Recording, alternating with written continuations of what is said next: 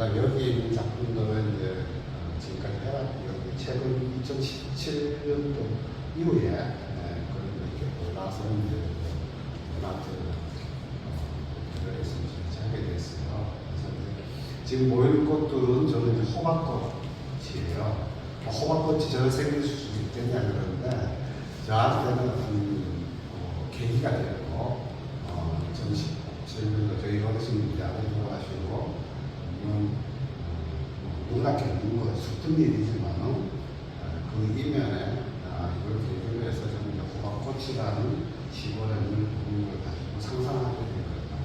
그래서 뭐 노란색이나 빨간색이나 이런 거 저는 개인적으로 호박꽃이죠. 처음에는 호박꽃을 상세하게 그렸겠지만 어떤 의미적인 걸 가지고 어떤 욕망이라든지 이렇게 해서 조화를 이루는 작업이에요. 그래서 여러 번 겹치고 긁어내요. 최소한 4번 정도 반복적인 작업을 해요. 처음에 약간 부산을 갖다가 겹치라거나 긁어내고 다시 겹치라고 마지막에 나이프로 끝내는 거는 제가 나이프에다가 줄 짜면서 원색을 써요. 그러니까 이 단계는 여러 가지 단계가 있어요. 반복적인 겹치고 드러내고 그래야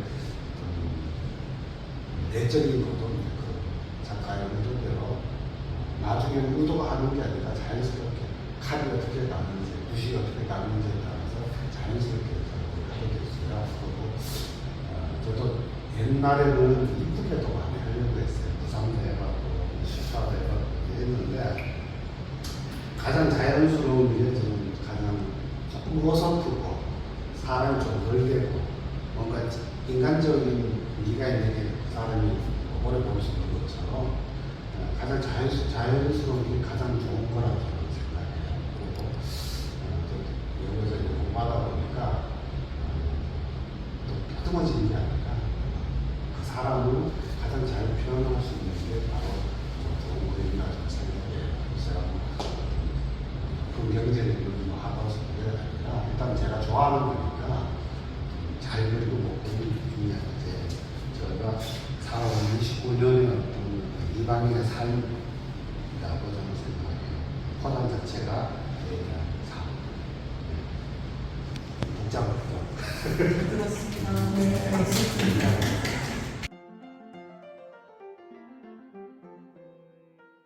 너무 강한 힘을 갖다가 느꼈거든요. 그래서 이 요소들이 들어가는 작품들을 모아놓으니까 감당이 안 될 정도로 너무 강한 에너지가 여기서 뿜어져 나오더라고요. 그래서 이 작품들이 이제 더 있었지만 이 작품을 몇 작품을 빼고 이제 이 작품만 지금 너무 강한 에너지 때문에 그게 되었거든요. 그래서 작업을 하니까 밤에 또 외로울 때도 있고 비가 온다든지 하면 정신적으로 외출하고 싶을 때 있어요.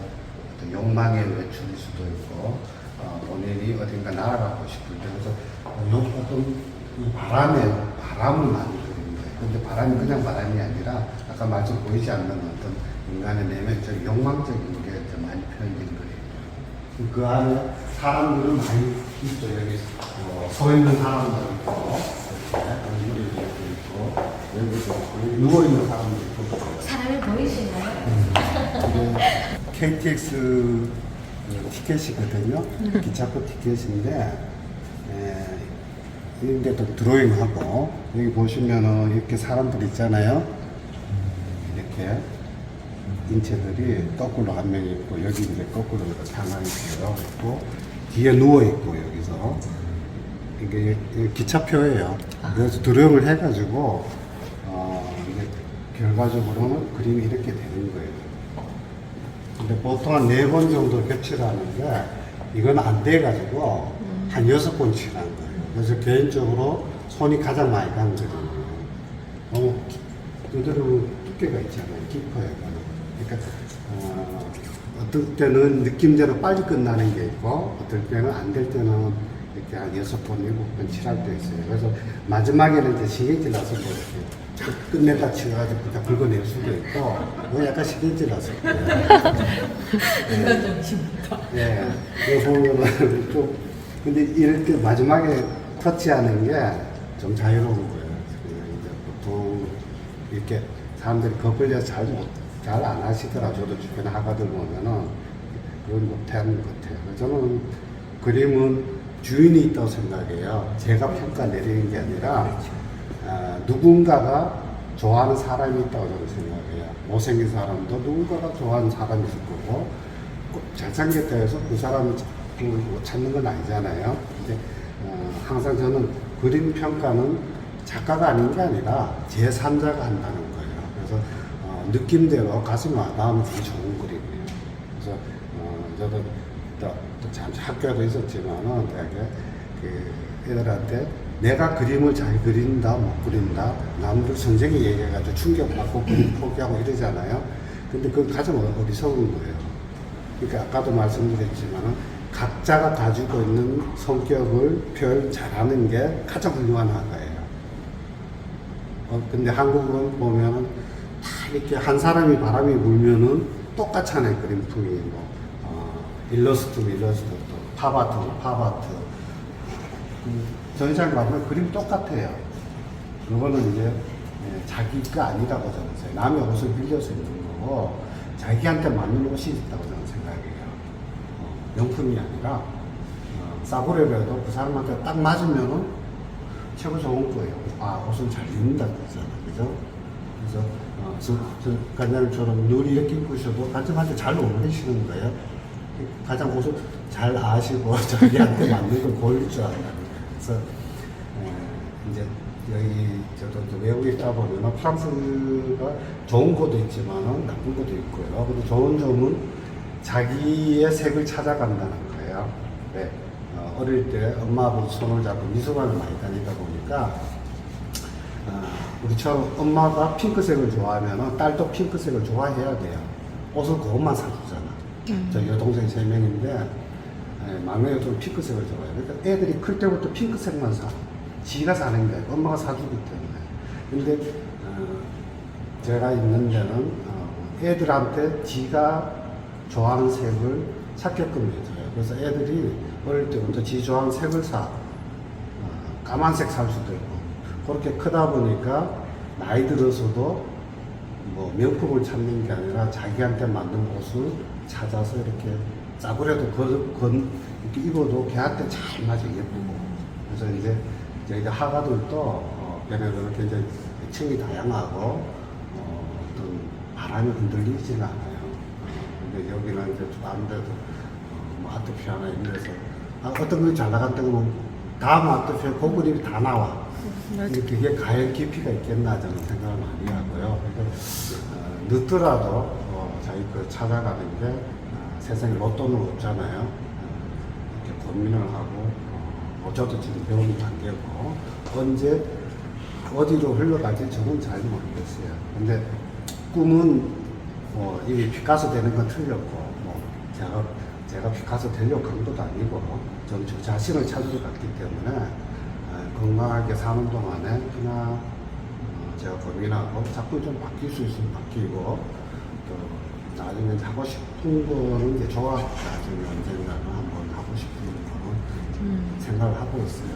근데 그 목지로 요소부터 조각한다고 해서 되는 게 아니잖아요. 자연스럽게 가장 자연스럽게 때가 되면은 그림이 바뀌듯이 제가 옛날에 단색화를 많이 했는데 단색화에서 어르신 돌아가시면서 이렇게 또 바뀌기도 하고 다음에 또 제가 또 결혼을 하게 되면 또 바뀔 수도 있는 부분이잖아요. 또 어디 몸이 아프면 바뀔 수도 있는 거니까 하여튼 저는 그림에 관련된 거는 그냥 가장 자유로운 게 좋은 거라고 생각합니다. 작가님 여기 누구예요? 요거는 네. 제가 작업실에 맨날 앉아가지고 멜랑꼴리 앉아있잖아요. 그래서 네. 명상하는 본인 작가님 자신이에요? 네, 제가 자신 뭐 종교하고는 아무 상관없는 건데 네네. 이렇게 앉아서 명상하고 고민한다는 거예요. 재밌습니다. 한국적인 느낌이라서 긁어낸 게 찍는 게 아니고 그림마다 네. 다 틀려. 아, 제가 앉아서 옛날 안경까지도 그랬는데 너무 좁아가지고 이제 앉아서 재밌습니다. 한국천이죠. 이게 마천. 연천일 수도 있고 근데 저는 주로 마천을 써요. 마천하고 면하고 이렇게 어떻게 다르죠? 뭐 근데 마천이 아무래도 좀 보존하는 게 오래 가겠죠. 하고 근데 면천도 요즘 잘 나와가지고 뭐 이렇게 저는 크게 구분은 안 해요. 근데 자부는 이제 마가 맞고 저는 100% 유화예요. 유화 냄새를 좋아해가지고 아크릴은 저하고는 안 맞아요. 그러니까 아크릴 빨리 할 수 있잖아요. 근데 빨리 해가지고 그림 많이 그리면 좋은데 저는 빨리 하는 것보다 한 번 하고 좀 앉았다가 그 다음날 한다든지 뭐 그런 걸 좀 좋아하는 편이에요. 그래서 늘 옛날 글도 좀 쓰고 뭐 그림 안 그릴 때는 주로 드로잉 많이 해요. 그래서 저희 작업실은 드로잉 책이 그 안에 다 뭐 시도 있고 겨울도 있고 뭐 그런 이렇게 뭐 6번씩 이렇게 해서 이렇게 작품이 나온다 하면 예. 또 나와는 쉽게 나올 수도 순식간에 또 예, 나오긴 할 예, 텐데 예. 가장 짧은 소요 시간은 어느 정도? 일단 유하니까 시간은 걸리겠죠. 음. 금방 하루에 되는 건 아니니까. 그렇지. 어떨 때는 2, 3일에 될 때도 있어요. 그러니까 저는 옛날에는 몰랐어요. 그냥 한국에 있을 때는 이쁘게 그래가지고 완성도를 올리잖아요. 완벽하게. 형태도 그렇고. 이럴 때는 어느 정도 완성도 기준이 있었는데, 거기 있으면서 이제 그게 없어졌어요. 그래서 제가 마음에 들면 나요. 하다가 덜 된 거 놓을 때가 많아요. 왜? 그 순간에 저는 좋았거든요. 왜? 또 그 그림에 맞는 주인이 있어요. 제가 작업을 하다가 저는 작업을 되고 안 되고 마음에 안 들면 하기 싫잖아요. 그 그림은 구석에 놔둬. 1년에도 2년에도 뭐 5년이면 놔두거든요. 그러다 어느 날 마음에 또 그거 하고 싶을 때 있어요. 그리고 그거 꺼내서 하기도 하고 또 6년 또 기다리는 동안에 덜 된 그림인데 컬렉터가 와서 그것만 또 사가는 경우가 되게 많아요. 이게 그림의 기준이 저는 없어요. 그림의 주인은 따로 있다. 그리고 아까 전에 제가 작은 드로잉들 많이 보여줬잖아요. 드로잉하는 것도 좀 어설픈데 프랑스 애들이 가장 좋아하는 게 그런 그림들이고 이런 그림보다 또 드로잉을 좋아해요. 그러니까 조금 자연스러운 거. 그러니까 다듬어지지 않는 거. 또 이런 뭐 액자된 것도 싫어하고 그러니까 그림이 중요한 거지. 이거 필요 없는 거예요. 그래서 액자해가지고 내가지고 뭐 프랑스 전시하면 대부분 한 3분의 1 액자 벗겨달라 그래요. 네, 자기가 좋아하는 액자가 또 있어. 초점이 있고 그 다음에 보는데 방해가 돼요. 그래서 최고 싫어하는 게 액자예요. 근데 한국은 다 해야 되잖아요. 그래서 이제 하게 됐고 근데 조금 그 생각의 차이인데 저는 또 한국도 한국대로 더 좋은 게 많고 저는 그런 것 같아요. 한국 문화가 또 프랑스보다는 좋고 한국은 아마 교육 때문이지 않을까요? 어릴 때부터 규칙적으로 이렇게 다 교육을 받으니까 이 자유롭게 막 흩어지는 이런 걸 감당이 안 되는 거죠. 그래서 저기 액자 속에 가둬가지고 뭔가 정형화되고 규칙적이게 보여야면 편안함을 느끼는 거죠. 그게 어떤 보편성을 가진 한국의 정서가 아닐까. 요 그림 시리즈는 네. 또 틀려요. 싸움꾼 시리즈인데 진짜 훨씬 이게 다 다른데요? 120, 60 다 같은 사이즈인데 이거 줄다리기 하는 거잖아요. 근데 그것도 싸움이잖아요. 근데 싸움이 어떤 내적인 싸움이에요. 주로 2명을 많이 했는데 그 한국 은행 사장 때문에 굉장히 칼로 긁어대요. 이건 굉장히 세요. 진짜 뭐 칼로 막 파제끼거든요. 한때는 이렇게 많이 또 했어요. 내년도 2017년도, 8년도. 근데 인체 작업이에요. 항상 드로잉 작업, 긁고, 또 에로틱하고. 이렇게 이런 것도 사람도 잘라버리고. 그러니까 뭐 굳이 다 안 넣어도 되고, 제가 원하는 데 다리에서 자를 수도 있고, 이런 게 조금 깨었어요, 저는. 이건 또 신화.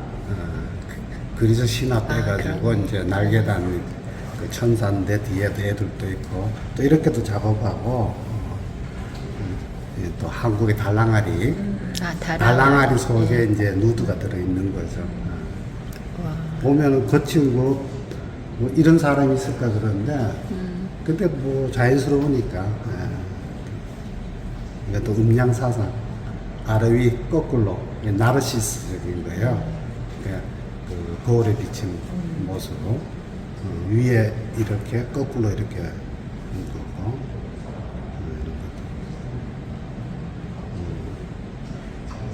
이제 드로잉은 많이 하는데 이걸 가지고 제가 다시 구도 잡는 거 제가 하는 거예요.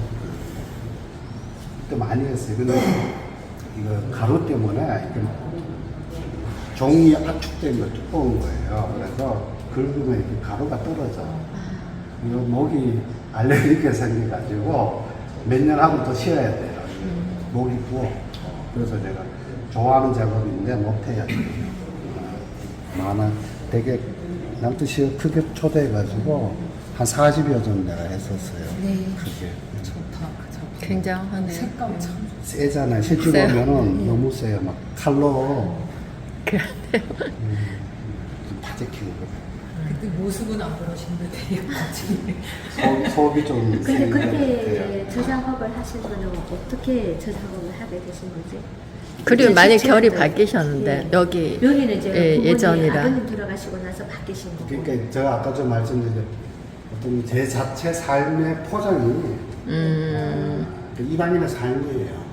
그 제가 논문 쓸 때도 주제가 이제 포장인데 마지막에 제가 심사위원들 앞에서 제가 글로 써서 붓으로 한문에 한글로 이제 동서양을 비교하는 포장이었거든요. 근데 거기에 이제 제가 서예 붓으로 이심전심을 썼어. 그러니까 이제 동서양의 어떤 뭐 구분이 있는 게 아니라 사람이면은 말 없이 통하는 게 있잖아요. 가슴. 사람 가장 중요한 가슴이 있다는 거. 그래서 그 자체가 저한테는 이방인의 어떤 삶이 외롭고 차별된 그런 삶일 수도 있지만은 결국 똑같아 이거죠.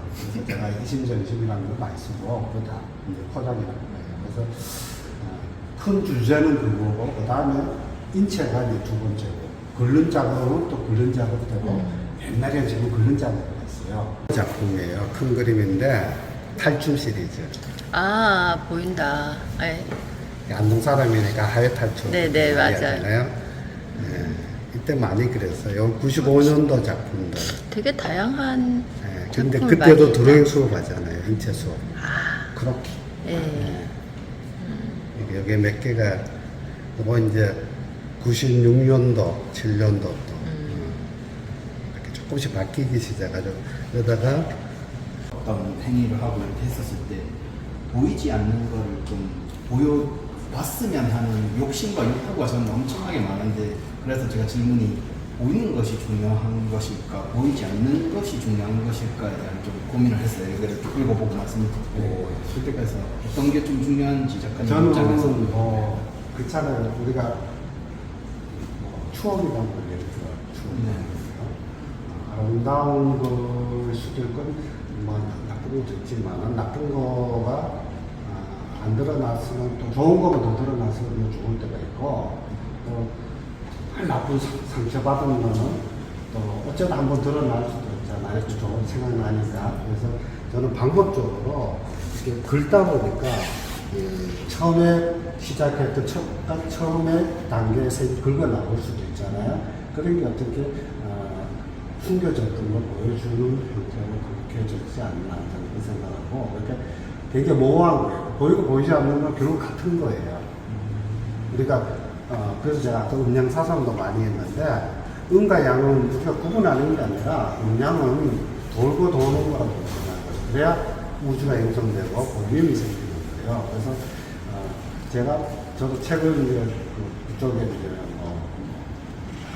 읽다 보니까 굉장히 모호한 거예요. 하지만은 그게 음양처럼 돌면서 그게 표생돼서 어떤 하나의 생명체를 활력을 부르는 거예요.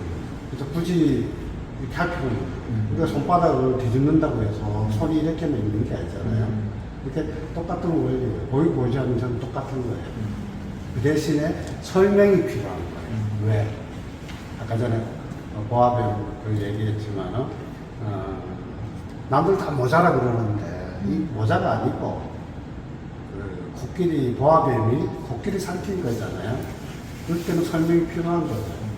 보이는 것과 보이지 않는 거에 내용적인 거니까. 그래서 저는 저 같은 경우는 이제 인체 드로잉 수업을 하지만 1차적으로 보이는 건 색이잖아요. 뭐 인체일 수도 있고 한데 그 안에 내면적인 그런 사람이 뭐 외로울 때 보도부일 수도 있고 사랑하고 싶다 사람도 있고 욕망도 있고 저도 사람인데 그런 거는 그게 보이지 않는다는 거예요. 새나 구름이나 이런 건 보이지만 그 이면적인 거는 작가의 내면 세계니까 그걸 어떻게 남대로 포장을 하냐 했다. 어떤 사람은 시를 쓰는 사람이 있을 거고 어떤 사람은 고지 곧대 쓰는 사람이 있을 거고 어떤 사람은 안 표현하는 사람도 있고 그래서 마음이 저는 그렇잖아요. 가장 소중하고 아름다운 게 가슴이 있다는 건데 가슴 속에 뭐가 보이고 보이지 않듯이 느낌대로 하시는 거예요. 저는 그때 주제를 그렇게 한 거고 결국은 똑같아. 그래서 선생님 이야기를 들으면서 작품을 많이 보여주는 제 입장에서 이야기를 하자면 사람들이 가장 그걸 잘 느껴요. 왜냐하면 내가 보이지 않는 걸 억지로 보여주려고 욕심을 부릴 때는 감정을 많이 받잖아요. 근데 선생님처럼 욕망을 이렇게 표현했던 어떻게 표현했던 선생님 작품이 하나도 똑같은 건 없잖아요. 사실. 네, 그것처럼 이 작품을 그릴 때마다 선생님은 느끼는 보이지 않는 그 감정의 순간이나 그 느낌들은 다 달랐을 거예요. 그게 이제 작가가 이 작품으로 이 스파이저가 다 다르게 표현됐잖아요. 그죠? 그러면 그 작품을 보고 또 그 이제 자기의 지점대로 남기고 느끼시는 거죠. 나 뭔가가 이 작품이 마음에 들어 이러면 이 작품에 있는 이런 지점들이 내 안에 보이지 않는 내 안에 그런 욕망들이 많을 수도 있는 거죠. 그런 지점들. 그렇죠. 그래서 어떠한 그 작품도 우리가 쉽게 평가를 하지 못하는 게 주연은 나죠. 근데 그 사람의 어떤 그렇게 평가하고 그렇게 좋아하는 가치가 잘못됐다고 우리가 말을 할 수는 없잖아요. 그죠? 네, 그런 지점은 좀 예술적으로 평론가들이 말하는 어떤 미학의 지점들은 있지만 네, 그런 거에 있어서 또 그렇게 말을 할 수는 없겠죠. 그래서 작가는 너무 억지로 뭔가를 보여주려고 의도적으로 하기보다는 자연스럽게 내 삶에 묻어나서 이렇게 작품을 표현할 때 그게 바로 예술품이고 장인하고 다른 지점이죠. 예술가랑 네, 장인은 뭔가를 내가 만들기 위해서 그걸 판매하거나 만들기 위해서 하는 행위잖아요. 그래서 예술가의 예술품을 다른 거죠. 그런 지점이 자연스러움이 좋고 인간적인 거 너무 이건 꽃이다 너무 완벽한 것보다 그냥 꽃인지 사람인지 모르는 그 광고 있잖아요.